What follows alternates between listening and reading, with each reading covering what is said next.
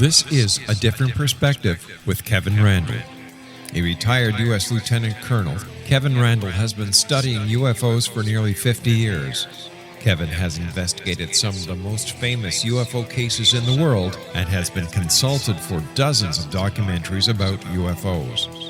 Considered one of the leading experts into the Roswell UFO crash of 1947, Kevin has written more than 25 books about UFOs, including the recently published Roswell in the 21st Century. Now, here's the host of A Different Perspective, Kevin Randle. And I am welcoming Robert Scheaffer to the program. We had some problem a couple of weeks ago with internet connections not being all that it could be, so we've had to postpone that and bring Robert Scheaffer on now. And that's why those of you who've been listening to the program thought Robert Scheaffer was coming up in the next week, and he didn't. We had to iron out. Yeah, we had problems with the internet, but it's been repaired, I think. Yeah, so we've got a good picture of you going there.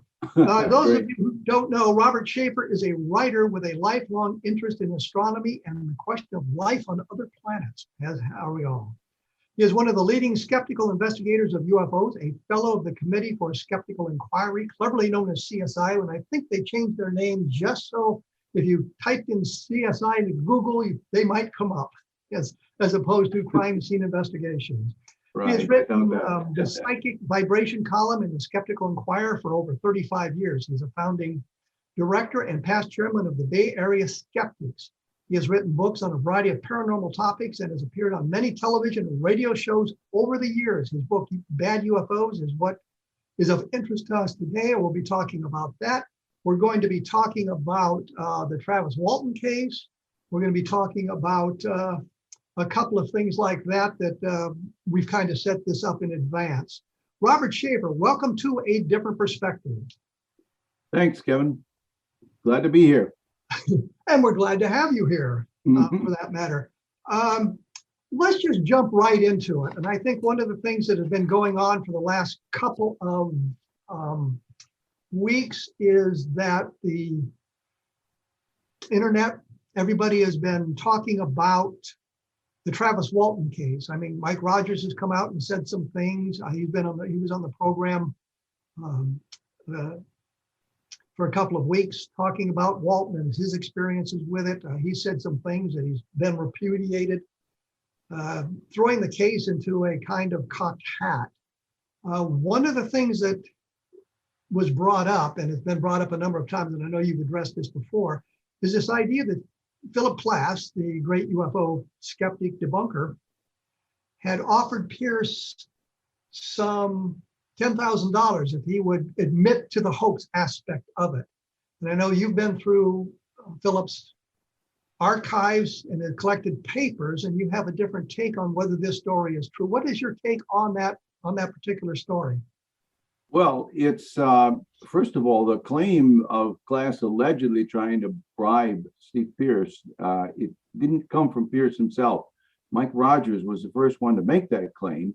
Claim was made in the book back in, was it 1978, or The Ultimate Encounter? Was it Bill Barry or somebody like that? The very first book, I think, written on the Travis Walton case. And Plass, when he read that, he was very surprised because he said, I had never had any contact with this guy Pierce as of that time, and supposedly he's already tried to bribe him. And so Plass called Pierce and they talked, and Plass, of course, always recorded everything. Sometimes it might have been legal, sometimes perhaps not, but he recorded pretty much everything having to do with either his work or his ufology, which was his other work. And in the archives, he's got this transcript of the talk from 1978, I think it was, and both of them are kind of expressing surprise about this. It's clear, from what they say, it's they haven't spoken before. I have this on my Bad UFOs. I have an entry about this. Just go to there's a search box on Bad UFOs up in the corner, and just put in his name, Steve Pierce, or archives or bribe or something like that, and you'll find it. And I've actually got the transcript there linked in, so you can read it yourself. Now, Well, let me ask you. Let me ask you a question. Is you have the transcript, but do the tapes exist?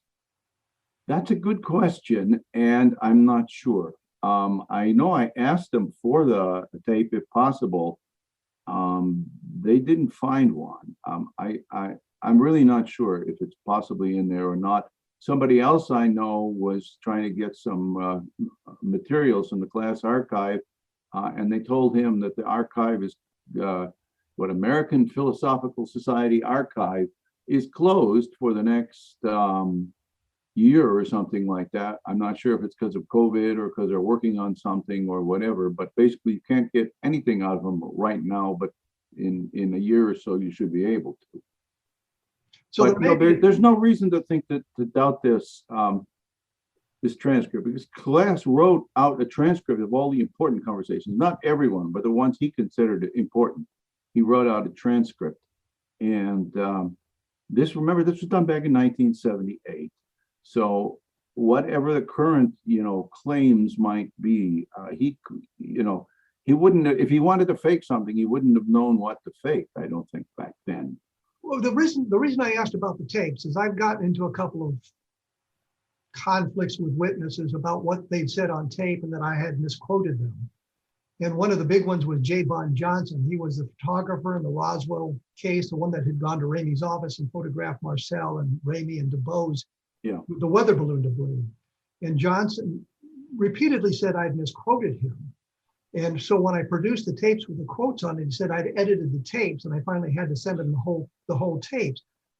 My point is, it doesn't matter how carefully. I think what I'm getting at is Johnson found a mistake I'd made. I'd left out an "and" in one of the quotes.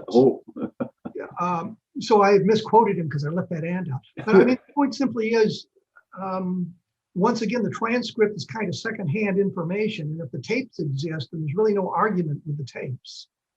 And so I was wondering if that, because what has happened is I was talking to some people over the weekend about this, and they had said that that class had originally made the claim in a Western Union telegram to Pierce. And I knew of no instance where class had used Western Union to communicate with people, but I wondered what your reaction. No, he was very big on those long distance phone calls back then, when you had to pay $1 a minute or whatever it was for the long distance calls, and he made all kinds of them out to Snowflake, Arizona, and environs, as well as to Socorro and other places where there were cases to be investigated.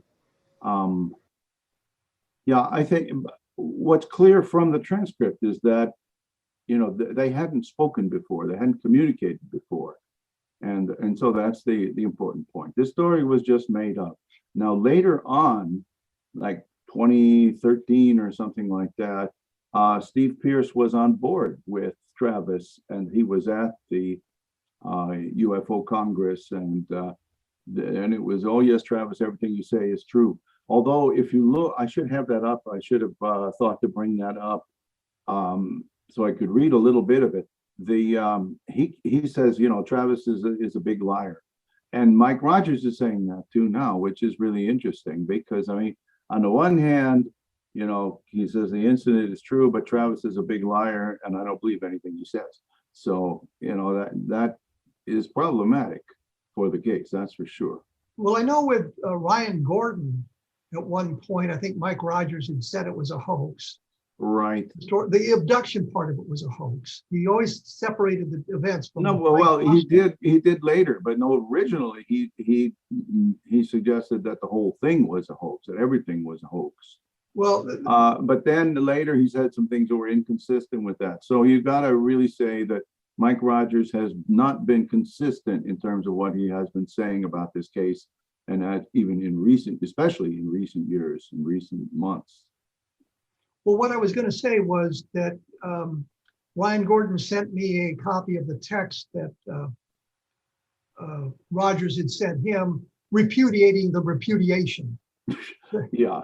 So, he repudiated it afterward. First thing he said was, Gordon has manipulated tapes and has made it look like I said something that I didn't say. And then Gordon pointed out that, you're accusing me of a felony of misrepresenting, apparently would be a felony or so, he says, to take a tape of someone and alter it and then play it in public and claim that it's authentic. And so then Rogers said, well, no, I'm not accusing you of manipulating it anymore, but I repudiate what I said. So, like I said, he has not been consistent on this matter, but he has, believe me, it's far from a ringing endorsement of Travis, and he's saying things like, well, I wouldn't believe anything Travis says. Well, that's the thing I was getting at. And I talked to Steve Pierce in Roswell, and it may have been in 2013, but 2012, somewhere in that time frame, a number of years ago. And I put some stuff up on my blog about that, which would be at www.kevinrandle.blogspot.com, which I say for people who might want to search that out, just type in Steve Pierce. But at that point, he was on board with the story of the $10,000 bribe. But what wasn't clear to me was whether Philip Klass was talking about the $10,000 bet with him and Pierce misunderstood what he was saying or something like that. It was kind of unclear. I kind of don't think it's that. I think that when Mike Rogers originally made up the story back in 1978 or whatever about the so-called bribe of Pierce, $10,000, he was perhaps conflating the idea with Klass's $10,000 prize for proof of alien life, for proof that UFOs are, alien spacecraft. And kind of people had in their minds the associating Klass with $10,000, and so then this was brought into that fold. No, I think in 2013, 2012, 13, in that period, or the same period we're talking about when he appeared with Travis at the UFO Congress and basically agreed with everything Travis said, and I think it was. It's kind of like, here's a bandwagon and I need to get on it. The one theme I keep hearing about these guys, certainly about Travis and certainly about Mike Rogers and probably about Pierce and some of these others, is they need money and they're looking for ways to monetize this. And let's face it, if Travis were to admit that that this was a hoax, then basically that would interrupt his stream of income, because he couldn't go to these conferences anymore and sell books and sell whatever else. Maybe he could and say, like, I'm the great imposter or something. I don't know, but I don't think there would be much money from that. And of course, Mike Rogers, what he's saying now is that he says that Travis owes him a lot of money because of agreements that they had signed, that Travis is supposed to share the revenues with him because of the use of his illustrations in the books and in the lectures and so on, and also because of I guess just his help in the story or his participation in the story. So, but he says Travis hasn't paid him anything in a very long time, and so he wants to get a lawyer and sue Travis. But of course, you can't squeeze blood from a turnip, and if Travis is pretty well broke and Mike is pretty well broke and he can't pay a lawyer and Travis can't, couldn't, even if you sued him, what would you get? So it's but just the fact that this is happening, I should have maybe gathered some of these quotes that Mike had made. I could read them to you without any possibility of let's retreat to one point. Is there any evidence in the archives that Philip Klass ever sent telegrams to witnesses or people or anything like that? I don't think so. Klass used to share most of his important correspondence with me and Jim Oberg and a few others. That he'd send out, oh, look at this, look what I found, look what I'm challenging so and so. I'm challenging Stanton Friedman to back up what he says. We would get letters and things like that all the time, but I never saw anything that would suggest that he would use Western Union to reach somebody. Well, the reason I asked that is they have the claim out there, and I don't know where you go to look to validate it from the Western Union point of view. So and I don't know if Philip Klass would have had a copy of the telegram in his records, so you have to rely on. Well, you would think he would. I mean, when you start, don't you get it if you send a telegram? Don't you get a copy of it yourself? I would think so, but I don't know. I've never. I don't know either, frankly. So that was what I was. That was the claim that there was really nothing in writing. There were no letters that were exchanged that mentioned this sort of thing. It was done with this telegraph and some telephone calls. And so that was why I kind of pursued this a little bit, because that just didn't seem right to me. The Klass would be using Western Union. Right. Right, I agree. So, and the transcripts suggest that Pierce and Klass had not spoken prior to this, the first I had not communicated in any way. After this book came out. Right, right. The Klass was surprised to read that in the book, and then he immediately, I'm not sure where he got the phone number or what, but he did contact Steve Pierce, and and Steve did not, as I say, he was kind of like didn't believe Travis at that time. But when there's a bandwagon, sometimes people find it in their advantage to get on. I think Mike Rogers, I think he's very upset with Travis. And he thinks Travis lies about a lot of things, but he's not willing to say that the whole thing is a hoax, because he's also invested in this thing, and he hopes to get at least, something from the use of his illustrations and from his other contributions to the story. Well, his illustrations are very good. Yes, they are really very fine. Yes, in fact, he's selling prints and whatever on his Facebook page to, you want a picture of Travis being zapped, he's got those. I mean, a painting, Well, I just find the whole thing very distressing, simply because here's a case that was one of the, I guess, the classics now of ufology, and it seems to be unraveling because the participants are coming unglued, and that's well, I mean, that's sort of where we are on this this thing. Right. Let me do this. I'm going to have to take a break here. I'm with Robert Sheaffer. I want to say James Holbert for some reason. Yeah. I'm here with Robert Sheaffer. His website is www.badufos.com, and he's got some stuff up there about the Walton exchange and the what Mike Rogers had to say and this sort of thing. So yeah, all that stuff is on the blog that we're talking about. So you can take a good look at it. And as I say, there's stuff on my blog as well with interviews with Mike Rogers that I've had in the last couple of weeks and that sort of thing. So you can take a look at that. We'll be back right after this. You are listening to A Different Perspective on the X-Zone Broadcast Network, and we will be back right after this. So please stick around.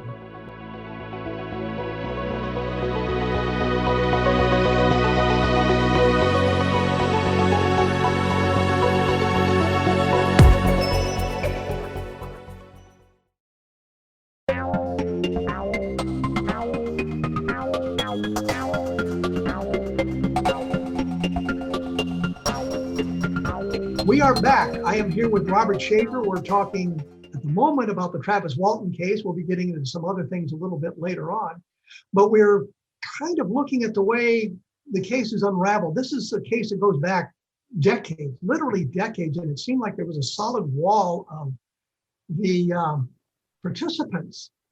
And now we're seeing that it's maybe not quite that solid. Stephen Pierce is no longer on board with the thing. He's tired of it. Mike Rogers is telling us different things.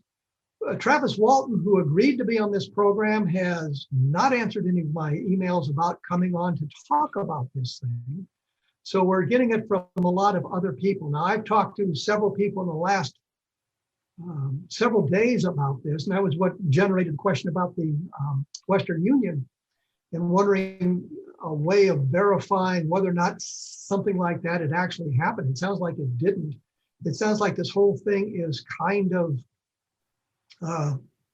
as I said, coming apart with various components of it. There is still one or two people who are solidly in the camp. Mike Rogers says repeatedly, and this strikes me as a red flag, that nobody saw Walton abducted.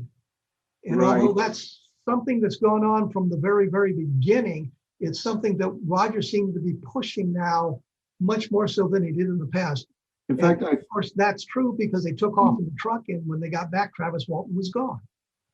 in fact, I think he said he didn't even see Travis getting hit with the beam, but he saw him flying through the air. Yes. Okay, that's good. There's my friend flying through the air. I don't know why, but he's flying through the air. Let me explain just a little bit why this is happening now. It's because of Brian Gordon, who is a producer of media and so on, and he went to to that area, to Snowflake or whatever, and he met with Travis, and he met with Mike Rogers and whoever else. He, being right on site, he did some very important, shall we say, deconfusion about the geography. I wasn't, I'd heard general terms about Turkey Springs is where they were working and Heber is up there or something, but I didn't know where all these different places are. What actually happened was this, that they normally, when they would go home after a day of work, and they would usually quit about 4 o'clock before it was dark, although it was starting to get dark because this is, November. And they would go more or less due north down this kind of a rough forest road, but it's not such a bad road. And and then they would get up to Heber in whatever time, 40 minutes or something like that.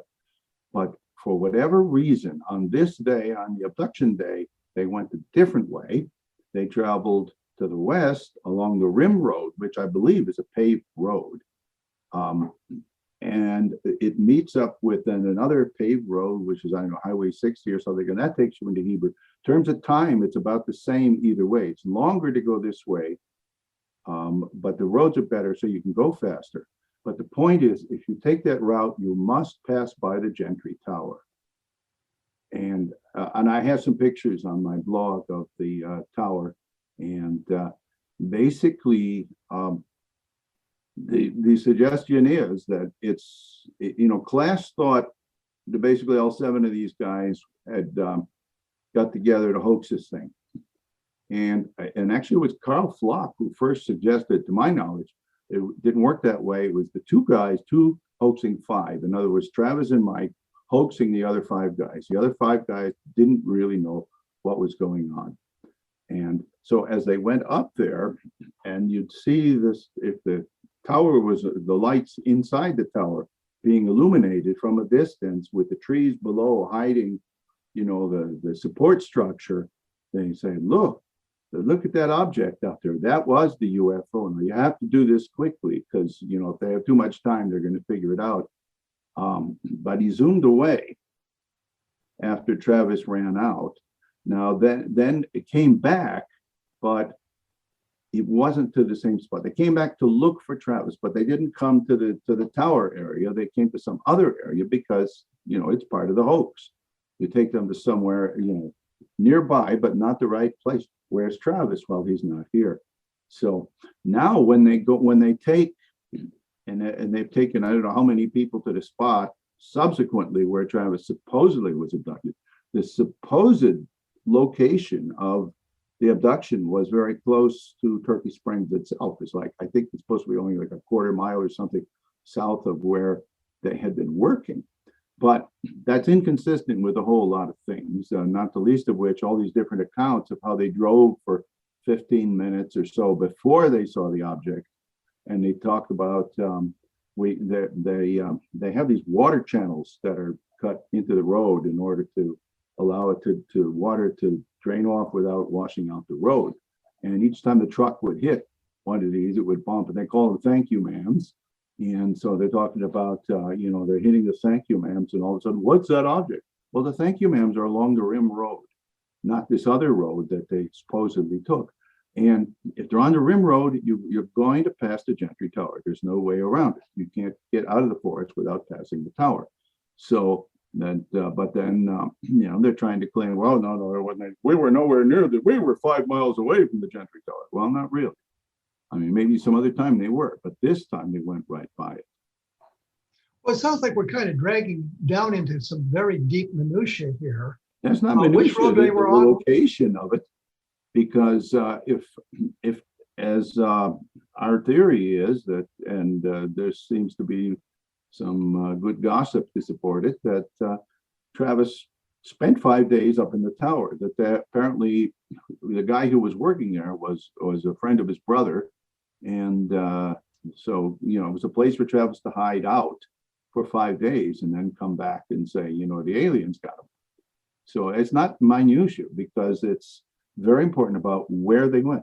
I understand that. What I'm saying is, for the people listening here, they don't understand that there's the two roads are close together, and if you're on one road, you may not be able to see the tower, and here's the tower and all this. Yeah, But the real question is, were Travis Walton and Mike Rogers, and probably Walton's brother Dwayne, were they sophisticated enough to come up with this tale? Apparently so. No, I've read this, and I mentioned that to Ryan Gordon a few times. It's sort of like, gee, is this like some hillbilly hoax or something? But it was good, because you see, if you bring people back to the right spot, then they're going to see the tower and they say, what the hell is this tower and who's up there, and let's go talk to them and whatever. So whereas when they bring people there, they bring people to when the next day, when the search party went out to look for Travis, they said they searched a 2.5 mile radius. But he took them a spot 5 miles from the tower, so they didn't see Travis. They didn't see the tower. So, I mean, that's basically explains what's happened.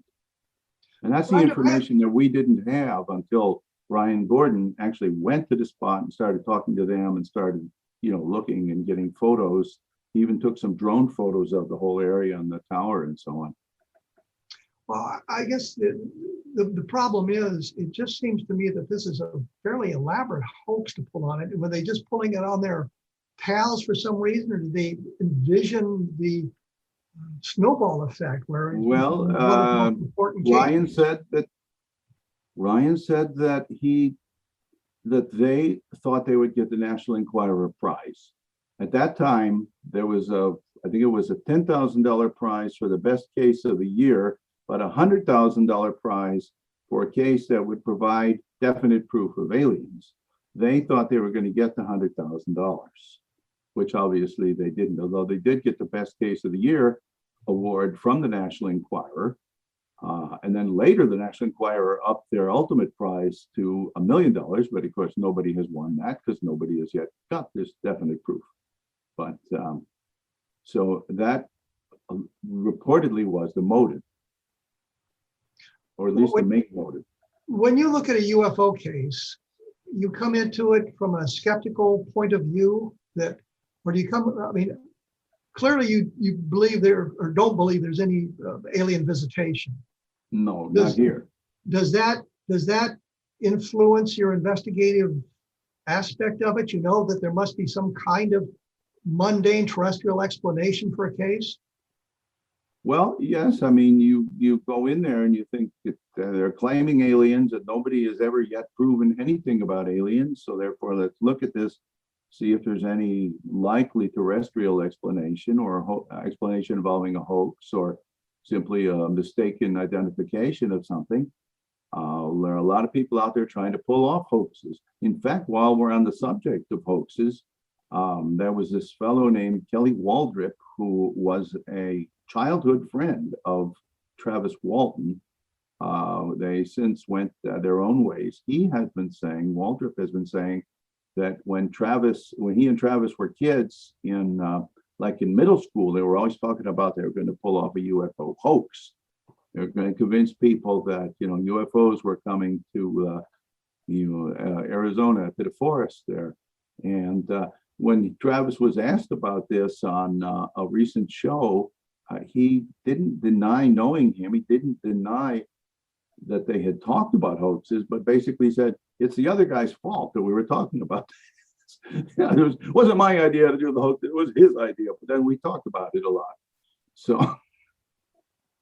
well, it just strikes me that sometimes, and I'm not referring to you specifically, but sometimes the skeptical side of the question is, I guess, a little bit more biased than I would expect a skeptic to be. I promised you I wouldn't mention Levelland, but I'm going to bring it up here in the context of a philosophical question. We can agree something happened at Levelland. Whether it was mundane or extraterrestrial, doesn't matter here. But the Air Force came up with an explanation of ball lightning to explain level land. Shouldn't the skeptic also question that explanation? Yes, I think that the case for ball lightning is not a very strong one. In many cases, it could be simply an after image. A very bright lightning strike occurs nearby, is going to cause create a spot on your retina that's going to look blue for a minute or something like that. I don't doubt that a lot of them are like this. If people are citing things, it could be a lot of things, but my question simply is that it seems to me, from my biased point of view, that when an explanation is offered that is less than credible, it seems that many people in the skeptical community, I would think they would want to be skeptical of an explanation as well as the belief it's extraterrestrial. The Air Force offers this explanation. Well, let's see if that makes sense in the context of what has been reported. And it doesn't seem that we get that kind of skepticism about those explanations. Well, yeah, a lot of the Blue Book explanations and research was really kind of cursory. They didn't really go into it that deeply.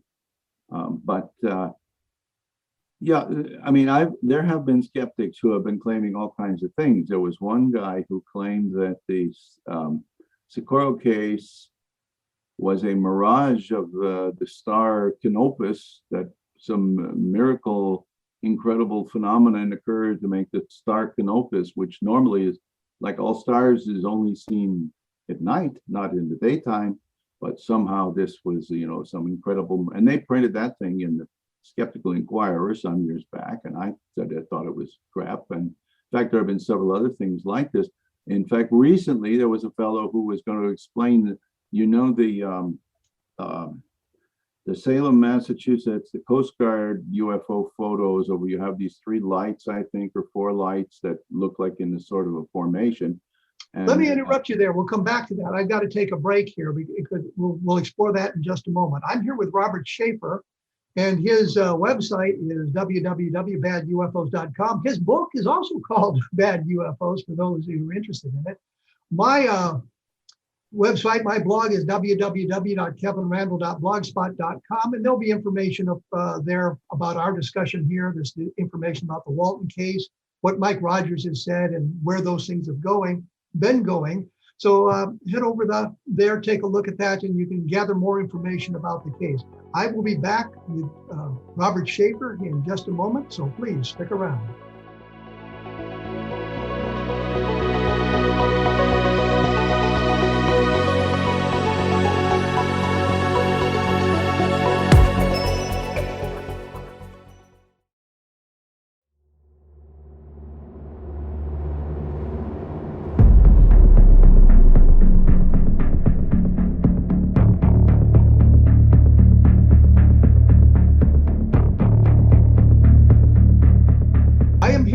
Robert Scheaffer. We are practicing social distancing, as you can see by the backgrounds. We are not together in the same room. We're not together in the same state. And some of this isn't even in the same country. So we're way spread out so we can do this best. I do want to take just a moment to mention my latest book, UFOs in the Deep State, only because the deep state has been talked about a lot in the news media recently. And I think some of the things in the book, when we're not dealing specifically with the UFO cases, but we're dealing with the transitions from elected government to bureaucratic government over the years, you can see how the deep state kind of influences the way things go. So you might want to take a look at UFOs in the deep state for, if nothing else, the history of the deep state as it kind of evolved in the world.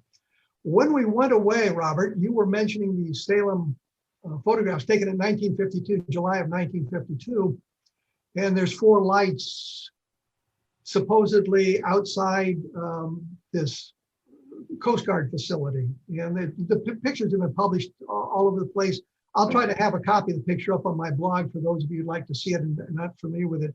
But you were going to say before I went away, you were saying that some skeptical explanation for those pictures that's just been offered?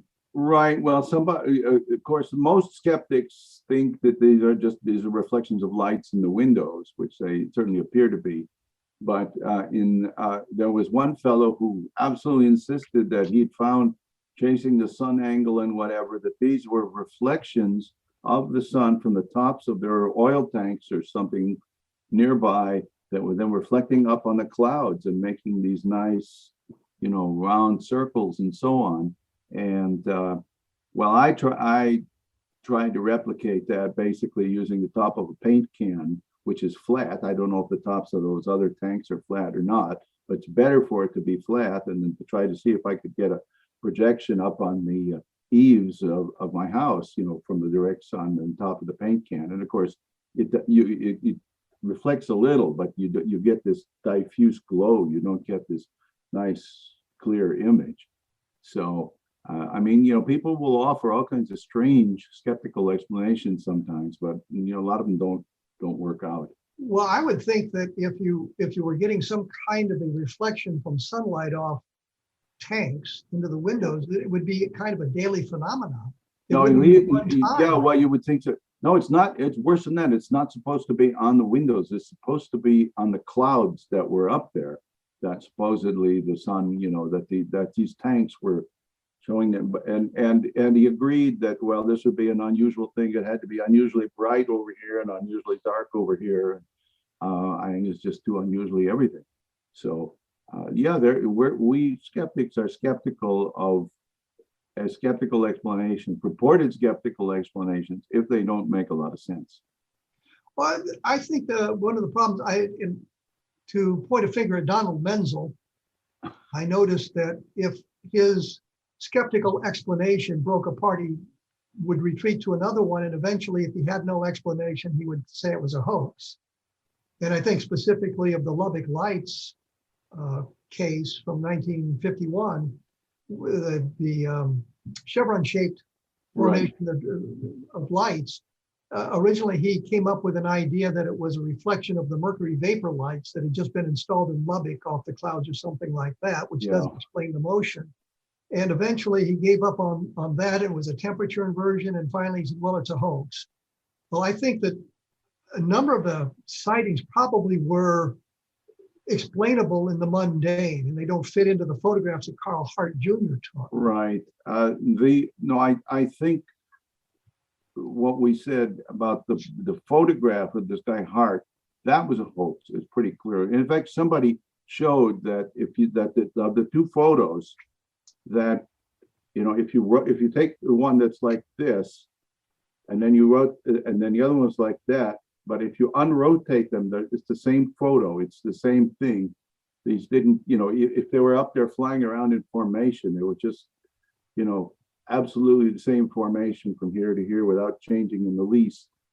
And I'm trying to remember if I got that on the blog. But if you go looking for, what was the guy's name, Carl Hart Jr. UFO photo, it should. The other one was the visual sightings. I think are very likely are these birds, plovers or something, or migratory birds. Some of them fly in formation. Yeah. Some of them. I myself have seen that when I was, in school and I was a kid, and I saw, I think it was like at the end of August that I was standing outside with a friend and we're talking, and I look up and I see what looks like, a formation of things, and they go like this down toward the end of the street where there was a store. And then I didn't see him after that, though. Wow, maybe we saw flying saucers. But then later I saw very similar things to that, and I saw them under a little better conditions, and I could see that there were birds in formation that looked like that.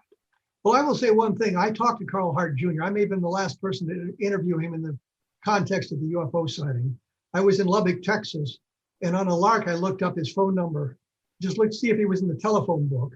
For those of you who don't understand, it used to be that the phone companies produced telephone books. You didn't have to look the stuff up online. And his name was there, so I called him. And the thing that I've noticed is when teenagers have faked UFO photographs, they eventually come clean. And I don't know how many famous photographs have been thoroughly destroyed by the person who took them, saying, "Yeah, we faked them." The Lucci photos have been confessed. Yes, but And what I'm saying is, when I talked to Carl Hart Jr., I said, "What did you photograph?" Giving him the opportunity, and he said, Yeah. "I still don't know what I photographed." So and here's a guy who's now in his 60s. When I talked to him, having an opportunity to come clean and clear up this whole mess, and that was his response. So I put a lot of stock into what he said. No, I'm not convinced that the photographs are a hoax. So I guess we disagree on that point. Right, well, I have to look up the source I'm referring to, and I'll send it to you later. But I think that that's the other thing. I think oftentimes with the skeptical community, it's hard to get a good discussion going. And I think we're kind of having that here. But I know when you talk to Philip Klass, not in the UFO environment, much more charming man, and you can have a solid discussion as opposed to UFO debunker type thing. So wanted to point that out. But I think the Lubbock lights, I think you're right that Plover do explain some of the sightings. I don't know what the professors saw the first night when they saw the things go over. Ed Ruppelt said it was fireflies in his notes to his book, and he said if he published the explanation, then it would lead to the man who came up with the explanation for it, and then the guy didn't want to be involved in UFO stuff. I think that's a ridiculous explanation, and I don't know why he would have bought that at all. I know the professors at one point then decided that one of them was very mad at Hart for kind of usurping their thunder. And I also know that there were no migratory birds that flew in V-shaped formations in the Lubbock area at that time of the year, because I talked to the people at the Department of Natural Resources, or whatever they call that department in Texas at Texas Tech University, to find out if that explanation works. So I did some good research into it. I am convinced you're right that birds explain some of it. The Air Force explanation on some of it is correct, but I don't buy the explanation of hoax for the photographs. You're stuck with the photographs are either a hoax or they're legitimate something. Well, I'll have to look this up because I don't carry in my mind the precise location of where this is, but I'll get it back to you. Then you'll see there's a very good argument for saying that. And I'll link that on my blog as well. We had another area we were going to discuss as well. I don't remember exactly what. I think it had to do with this Pentagon UFO business and all that. The report that was really a big nothing burger that came out at the end of June. Yes. And everybody was expecting, they're going to disclosure, we're going to have aliens, we're going to have this, we're going to have that. Basically, all they said was, well, pilots are seeing things, we don't know what they are, so give us money and we'll find out. And that's basically what they said. I've termed it as Twining 2.0. As you remember, the Twining memo came out in 1947, where he said, well, the phenomenon is something real, it's not illusionary or fictitious.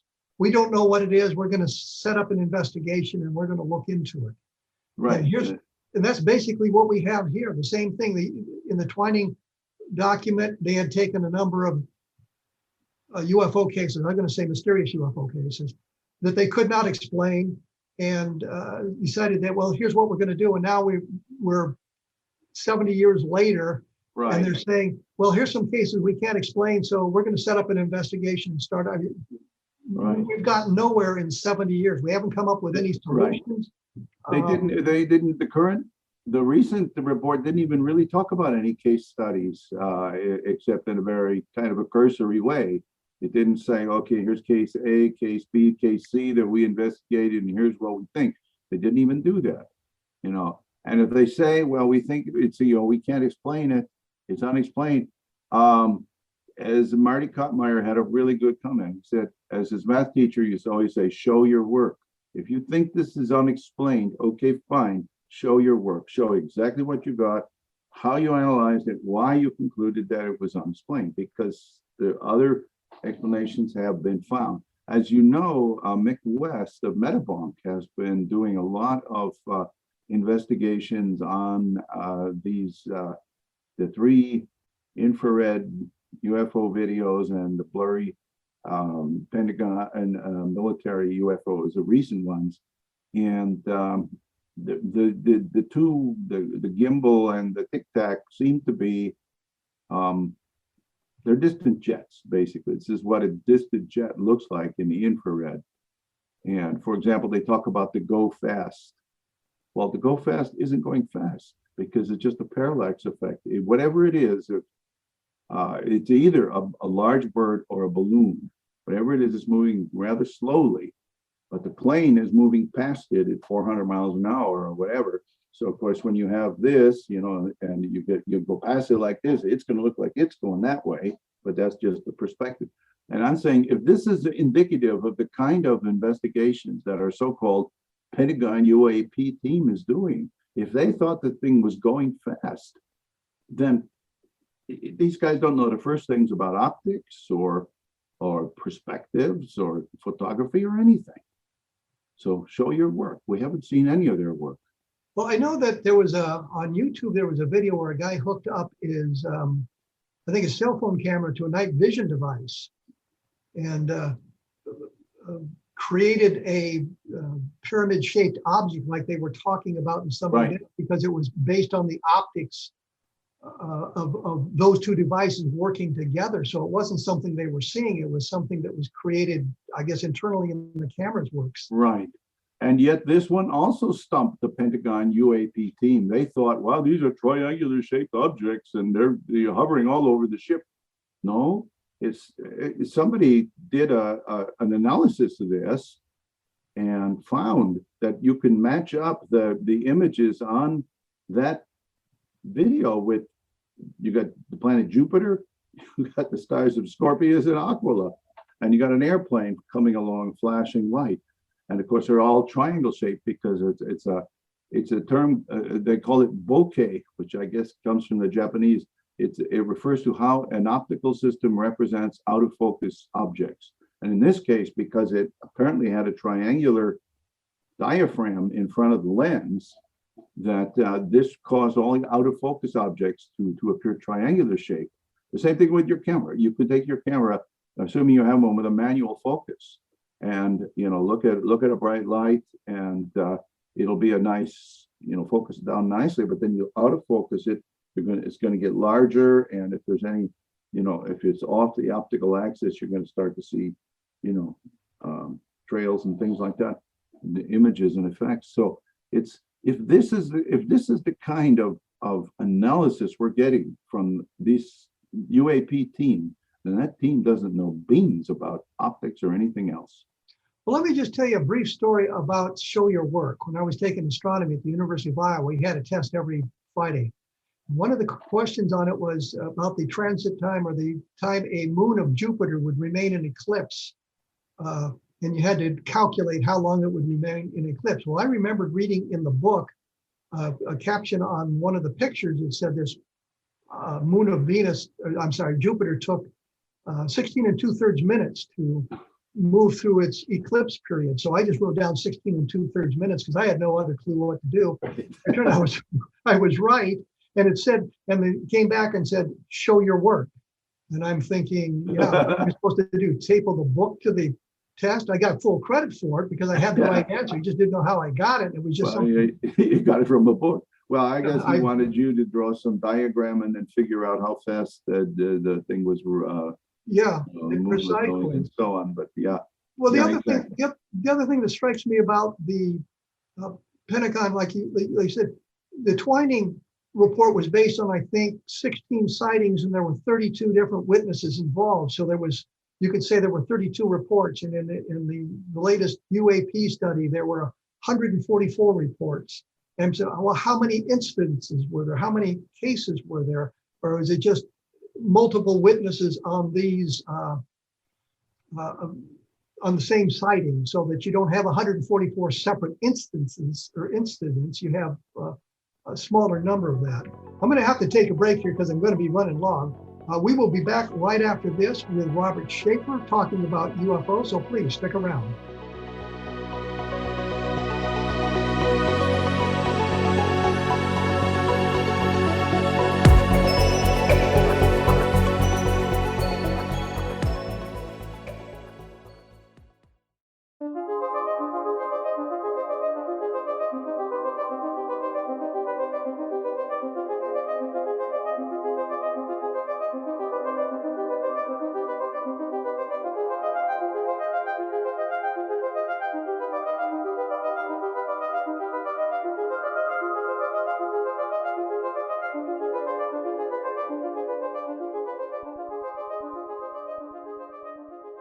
We are back. I am with Robert Scheaffer. We've been talking UFOs and skepticism and things like that. One of the things we wanted to talk about before we ended the program here was the theory, the idea, the proposal that a alien object had passed through the solar system. And I guess everybody agrees there was an alien artifact that passed through the solar system, something that came from outside the solar system. The question is whether it was artificial or was it just some natural occurring object that traveled through space and passed through the solar system. You're familiar with that, of course, Robert? Yes, and I have a very recent blog posting about the Oumuamua. Basically, is giving the argument why it is not any artificial anything. I wouldn't call it an artifact. It was an object. It really appears to be an asteroid. But an extraterrestrial, an extrasolar asteroid, an interstellar interloper. Well, I think that's what everybody agrees with. It's something that came from outside the solar system. Right. The way you can tell that is from its orbit. Yes. Orbits are of planets and asteroids and comets and everything else are ellipses. Even the planets' orbits are more or less circular. Something like Halley's Comet has got a very long elliptical orbit like this, but they're all ellipses. Well, when you plot out the orbit, because you can measure the position of the thing once it's in the solar system, and if you plot it out and you don't get an ellipse, you get a parabola, meaning it's open at the end. Then something has come in from outside and is swung around the sun, it gets accelerated, gets pulled toward the sun, but then goes around with that same velocity and then loses it on the way out. And it exits the solar system at pretty much the same speed as it came in, except it's going to be in a different direction. Well, one very interesting thing that was pointed out, and I have a citation of there's an astronomer, Dr. Katz, I don't remember his first name. It's on the blog, but he points out that the thing was only Oumuamua was only traveling at 26 kilometers per second as it approached our solar system. In other words, it had been traveling from somewhere at only 26 kilometers per second with respect to our sun and our solar system, which is approximately the same speed as the Earth in its orbit. It's approximately the same. But what that means is that it has spent hundreds of thousands of years, if not millions of years out there. Now, it appeared to have come from the direction of the constellation Lyra, just because, basically describes a direction in space. That's where the thing came in from, swung around the sun, and then ended up going out the other side. But let's assume for a moment that it was an alien probe of some kind. Well, where was it launched from? Well, some star, but there isn't any really close star. The closest star in that direction might be Vega, which is 20 light years, I believe, away, or 30, something like that. It's not terribly far. About 25, I believe. Okay, 25 light years. And the point is, if it had come from 25 light years away, it would have been traveling something like 10 million years to reach us. Now, let's imagine that we're an alien civilization, or that we want to study an alien civilization. Let's make this probe, and we'll launch it at such a ridiculously slow speed that it'll get there in, depending on how far the star is, maybe it's a closer star. It'll get there in only, 750,000 years. I mean, the point is, you can't, it's an absurd proposition. Well, Dr. Loeb said something I found interesting when I was talking to him about this. He said, well, possibly it's a monument to themselves. They don't expect any kind of response from it. They're not searching for life. They're just launching these things out as monuments to their existence. And we've done sort of the same thing with, was it the Viking or the Voyagers? I mean, they're going to be traveling for tens of thousands of years before they can come close to a star. So, it's maybe kind of the same thing. Well, not really, because the purpose of the Voyagers was not to just go out to the stars and hope for the best. The purpose was to study up close Jupiter, Saturn, Neptune, Uranus, and it did this, and it went by those outer planets and got information from them, and then went out into space.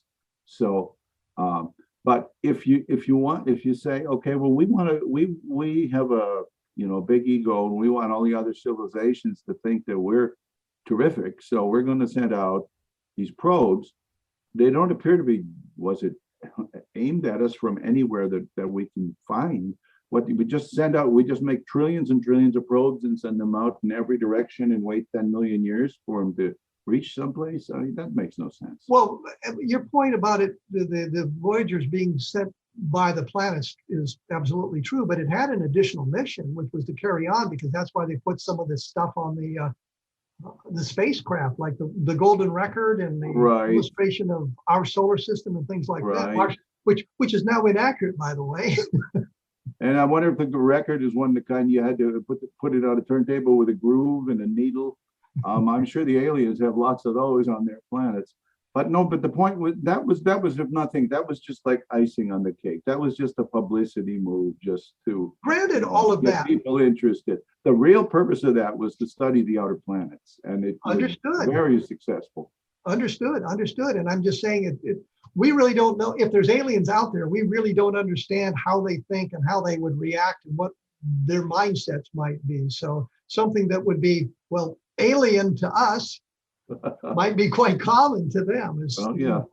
So you think of how many they would have to have launched because without knowing for sure where it's going to end up, and it's going to travel, in a million years or 10 million years. I mean, these stars are not going to be in the same position where they are now. And when you've got so many, it's not just a simple two-body problem of orbits. These stars are going to be, they're going to be affecting each other, and the gravitation from the around the center of the galaxy and everything. So you could just fill the galaxy with things, I guess, but I don't think so. What do you think of the proposition of them wanting to search for other similar objects passing through the solar system, whether they be natural or artificial, to learn a little bit more about the construction of the galaxy, which is kind of where they're going with the research they're proposing. Right. That's part of what Galileo project. That's part of what they're doing, and that part I think is, it makes a lot of sense, and I agree with it. The thing is, though, that now these things are traveling faster than ordinary. If a comet is coming in from, further out in the Oort cloud or something in our solar system, these objects are going to be traveling faster because they have more than escape velocity from the sun. When they come past the sun, they will be going fast enough to escape from the sun's gravity completely, because that's where they started out. So that being the case, these things, you're not going to have much time. What you'd have to do is, if you had an object, if you had a space mission that was ready to launch, and you would basically have to keep the thing almost ready on, not quite a hair trigger, but you might be ready. Okay, we only got a week to get this thing out there, because you need to rendezvous with it at a certain point, and it wouldn't be easy. So the point being, you would have, this have to be a dedicated mission. It'd have to be sitting off in some silo somewhere, just ready to go in a few days or a week, but already prepared, ready to go. So well, I think their plan. I agree, it's worth doing. Their plan for the Galileo project is to set up a number of telescopes around the world. I think he said 3-meter telescopes around the world that would be able to capture video and other readings from the object, not an attempt to intercept them, but just an attempt to study them from an Earth-based platform. Well, yes, but why? I mean, we already have such telescopes. We already have big old telescopes in many countries. I don't see why what they're proposing is any different than what we have. If we knew that another Oumuamua type object was coming in, all the big telescopes would be pointing at it and trying to learn about it. I don't see what the Galileo project brings to the party here. They seem to think that they're going to set up networks of cameras and telescopes, and they're going to get all this good data on the UAPs or whatever they want to call them, and these objects coming into the solar system. But we've already got so many telescopes here. Plus, they said, they want to set up a network to detect objects that are as possible alien probes that are as small as 1 meter that would be orbiting the Earth. Well, the point is, though, that this existing space network will detect objects as small as baseball size. So they're saying, well, if there's something 10 times larger than what we can detect now that they miss, we'll find them. And that doesn't make much sense either. This So is you on the kind blog. of, This argument is, I have a, Oumuamua entry there. so you're thinking, well, the one thing we need to point out, I think, is that the funding is not going to come from tax dollars. So right there, I'm on board. Right, that's fine. They're getting private funding, so yay for them on that point. But you don't think it's going to result in much in the way of increasing our knowledge, or? I don't, I've read their proposals that, they think they're going to use these big telescopes to see something. They also think that, they're going to set up their own network of cameras and so on. You know how many different camera networks have been set up? There have been a few to try to look for UFOs. Not any of them have really gotten very far, but they've tried to at least launch it. We've already got all these meteor cameras, tremendous numbers of meteor cameras in operation around the world. Many private observatories have all sky cameras and so on. None of these people seem to be picking up UFOs, but apparently Dr. Loeb thinks that his cameras are going to be, more to the aliens' liking or something. That everybody's got cameras these days in astronomy, and I just don't see what he thinks he's going to add that isn't already there. Have you talked to him at all? No, I haven't. He's fun to talk to, if nothing else. Well, yeah. Well, we're out of time here. Getting to the end. Your blog, of course, is www.badufos.com. I think you've got the latest entries are dealing with the Travis Walton case, and yeah, I've got about 4 or 5 recent entries on the Travis Walton, and also one on the Galileo project, and one on the claims of Oumuamua being an extraterrestrial artifact.